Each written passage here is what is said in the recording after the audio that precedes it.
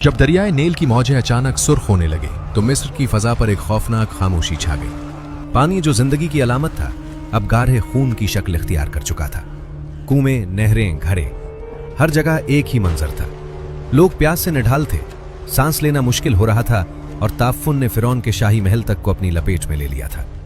7 दिन तक ये अजाब जारी रहा और मिस्र की सरजमीन खौफ के साए में तड़पती रही। फिर अचानक वो कैफियत खत्म हो गई। नील दोबारा अपने असल रंग में लूट आया। फिरौन ने सिक का सांस लिया, गुरूर से मुस्कुराया और दरबारियों से कहा, देखा, सब ठीक हो गया, मैंने मूसा को शिकस्त दे दी।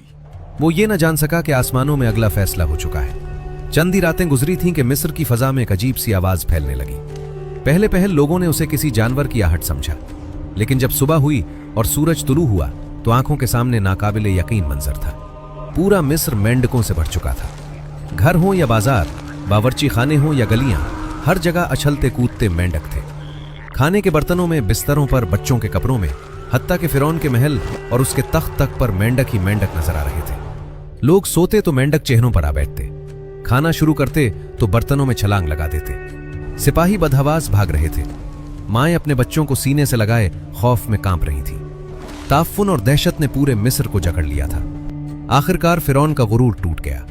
वो चीख उठा, मूसा को बुलाओ, फौरन बुलाओ। हजरत मूसा अलैहिस्सलाम दरबार में हाजिर हुए। फिरौन ने आजिज़ी इख्तियार करते हुए कहा, अपने रब से दुआ करो कि यह आफत हटा दे, मैं तुम्हारे रब पर ईमान ले आऊंगा। हजरत मूसा अलैहिस्सलाम ने अपने रब के हुजूर दुआ की और फिर रहमत इलाही से वो अजाब उठा लिया गया। मेंढक आहिस्ता आहिस्ता गायब होने लगे, गलियां साफ हो गईं और मिस्र की फजा में वक्ती सुकून वापस आ गया। लेकिन जैसे ही खतरा टला, फिरौन फिर हंस पड़ा। यह सब जादू था, उसने तंजिया अंदाज में कहा। मैं किसी रब को नहीं मानता। उसके वजीरों ने भी कहकहे लगाए और महल एक बार फिर तकब्बुर और सरकशी की आवाजों से गूंज उठा। हजरत मूसा अलैहिस्सलाम खामोश रहे। वो जानते थे कि अल्लाह का फैसला आ चुका है। आसमान से ऐलान हुआ, यह कौम ईमान नहीं लाएगी, उन पर निशानियां पै दर पै नाजिल होंगी ताकि दुनिया जान ले कि रब सिर्फ मैं हूं और जुल्म कभी कामयाब नहीं होता।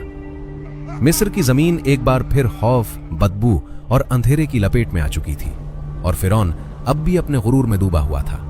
मगर आसमान पर एक और आफत तैयार हो रही थी, क्योंकि यह दास्तान अभी खत्म नहीं हुई थी। इसी कहानी का अगला हिस्सा कल की वीडियो में सुनाया जाएगा, इसलिए पेज को फॉलो कर लें। आपसे कल मुलाकात होगी।